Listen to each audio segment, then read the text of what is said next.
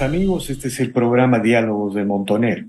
Bueno, el Perú sigue sumergido en una crisis de gobernabilidad que felizmente empieza a adquirir otros tonos, otros momentos, porque la violencia insurreccional que pretendía quebrar el Estado de Derecho, derogar la Constitución, imponer una asamblea constituyente, esta violencia que algunas minorías radicales desataron luego del golpe fallido de Pedro Castillo, comienza a remitir, comienza de una u otra manera a despoblarse en convocatoria, más allá de que siempre fue una convocatoria de minorías reducidas, de grupos que no llegaron a convocar más de 5 o 7 mil personas en los mejores momentos en determinadas regiones. Pero más allá de eso, esa violencia empieza a entrar a un proceso de declive, de desgaste, y el Estado de Derecho se afirma. Las instituciones que evitaron el golpe de Estado de Pedro Castillo siguen ahí firmes y continúan, a pesar de todos los problemas y todos los errores.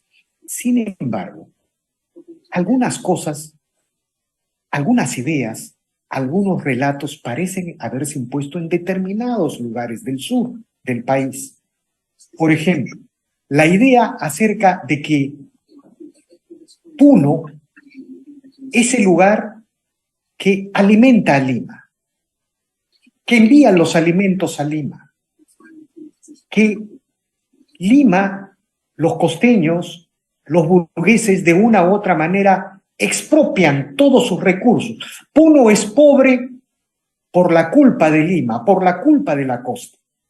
Esa es una idea muy importante que se ha metido en algunos sectores de nuestros hermanos puneños. Igualmente, hay otra idea que se ha impuesto en los sectores que han desatado esta violencia, que el gran modelo económico es Bolivia, que Bolivia es signo de estabilidad, de crecimiento y de reducción de pobreza. Esos son mitos, son leyendas que necesitan ser esclarecidas.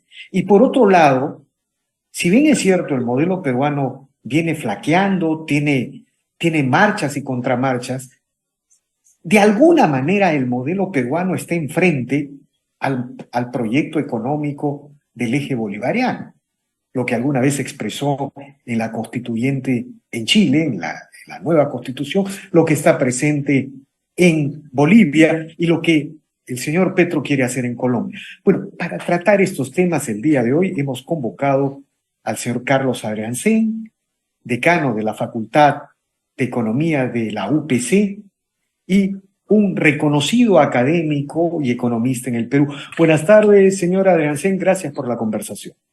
Buenas tardes, Víctor Andrés.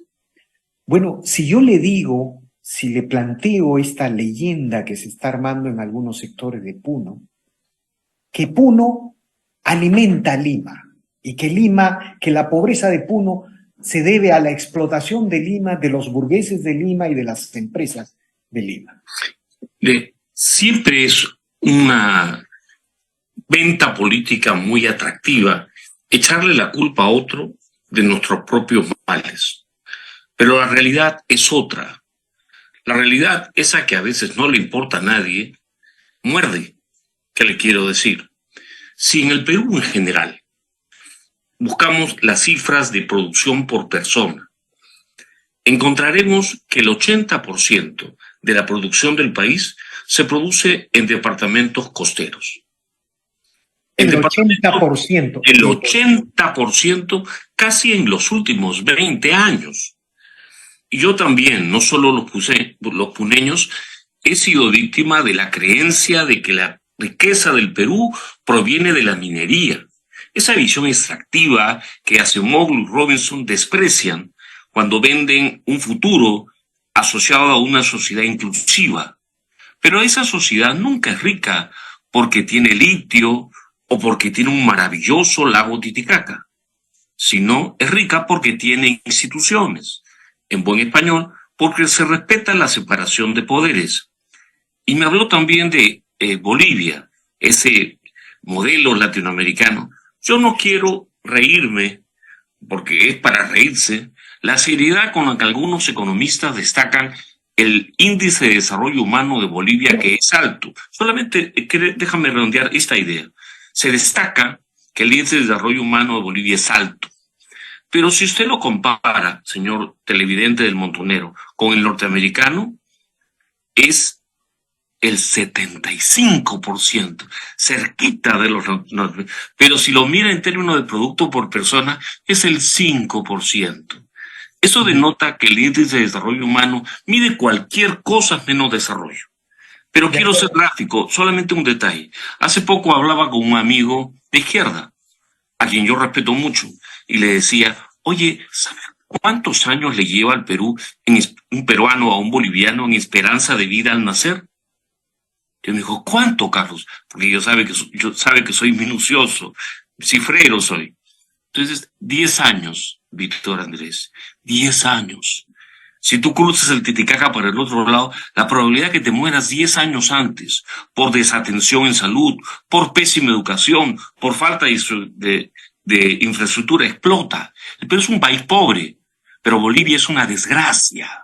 A ver, doctor Adriancén, vamos a ir a lo de Puno porque le voy a pedir un poco más de detalles, pero veamos Puno y la famosa sierra, ¿no es cierto? ¿De dónde entonces ha surgido esta idea que los puneños alimentan a Lima, que los puneños envían su riqueza a Lima? Creo que Puno, bueno, es cierto, la zona de la sierra del Perú aporta más o menos el 20% del PBI, creo que Puno solo el 5% o algo menos, ¿no? A ver,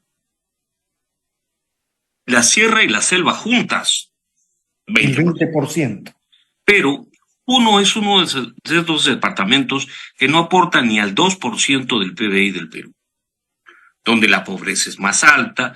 Entonces, la informalidad, o sea, el respeto a las instituciones, es escandaloso. Claro, quizá ahí está la clave, ¿no? La informalidad en Puno sobrepasa el 90%. Digamos, solo lo que es formal en Puno son las instituciones, los funcionarios públicos del Estado probablemente, pero la informalidad en general sobrepasa el 90%, llega al 95%. Y eso es el signo de institucionalidad, ¿no? Es un signo, un detalle de institucionalidad. Poderoso. ¿Y por qué, digamos, qué le podemos decir a los puneños? ¿Por qué Lima y la costa tiene más institucionalidad? Por algo que... Y la sierra y la selva y Puno menos institucionalidad. Por algo que nos enseñó hace mucho tiempo un escocés de apellido Smith. Se pone a mirar por qué algunas naciones eran ricas y otras eran pobres, y se dan cuenta que el respeto a la libertad de las personas, a la separación de poderes, en fin, la libertad política y la económica, explican la riqueza de las naciones. Ese era Adam Smith. Por esa razón, por ejemplo, Lima y la costa sur son mucho más ricos que el resto del Perú. Pero no desde ahora, posiblemente desde la época en que se forma el Perú en el siglo XIX, donde ni siquiera sabíamos cuál era nuestro mapa, ¿no? Pero más allá de estas consideraciones, lo concreto es que Puno puede ser rico. Puede ser mucho más rico de lo que nunca ha soñado, porque la riqueza no es una declaración retórica. Implica el flujo de ingresos descontados en el tiempo, cuánto produce. Y para eso, perdóneme, mire el espejo de Suiza. Suiza también es mediterráneo como Puno. ¿Por qué Suiza tiene... como Bolivia, digamos. Bolivia tiene el 3% del ingreso por persona de un suizo. Vamos a decir, si Puno estuviera tan mal que se acercara a Bolivia, entonces tiene el 3% de un país que podría ser Puno, si es que entiende que no es el litio, no es el lago. A eso quiero preguntarle sobre. No las reglas. Hay una leyenda, pero no solamente en nuestros hermanos del sur, en los puneños, sino en general en todos los peruanos, acerca de que los recursos naturales por sí y per se son fuente de riqueza. Bueno, la primera cosa que se me ocurre a mí es que Venezuela sigue teniendo las mayores reservas de petróleo del mundo y tiene 85% de su población en pobreza, ¿no? Eso demuestra que los recursos naturales de por sí no son fuente de riqueza. Pero siempre hemos creído que el corredor minero del sur, digamos, el desierto de Atacama, las cordilleras del sur donde se concentra enormes vientres con cobre, es la fuente de la riqueza. ¿Qué hay, digamos, cómo entender esa leyenda con la realidad? Muy sencillo. El Perú es segundo productor mundial de cobre, el sur produce la mitad. ¿Por qué el sur no es rico entonces? Porque eso de que uno es rico porque tiene recursos naturales es una pavada que yo con mucho respeto escucho a ciertos gremios. Porque por la minería es que nos vamos a desarrollar, por la pesquería. No, señor. Los países se desarrollan sabiendo aprovechar sus recursos por su institucionalidad. Señor televidente del Montonero, Chile, hasta hace poco, extraía por persona 5 veces más renta que Venezuela y que Perú. ¿Por qué? Por las reglas. Cuando las reglas se comienzan a cambiar, viene la pobreza. Pero ¿por qué los peruanos creen que son ricos porque tienen recursos naturales, hídricos y demás? Porque se les ha engañado. Porque todos, incluso los economistas, somos culpables de no hablar claro. Nunca el Perú ha sido rico. Siempre ha sido un país pobre. En este momento, el Perú y toda América Latina está alejándose del desarrollo, incluso midiendo el desarrollo en comparación a los Estados Unidos, que no está creciendo precisamente mucho.